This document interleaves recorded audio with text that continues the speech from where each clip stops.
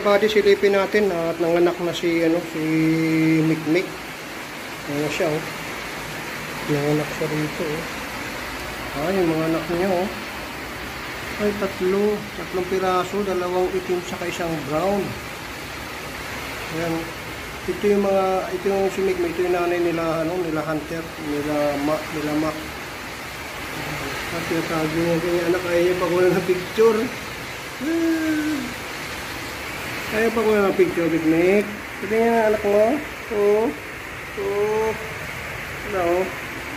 Ano, picture talilit para mga daga lang. Kasi ito si Mikmik, maliit lang din na aso to, eh. Kaya nanganak na siya, oh. Unang panganak daw niya, doon siya nanganak sa sa Baliti, puro ng Baliti. Kaya ito yung asong engkantadang aso, si Mikmik. Ayan, update lang tayo mga buddy sa ating mga laalaga dito sa bahay.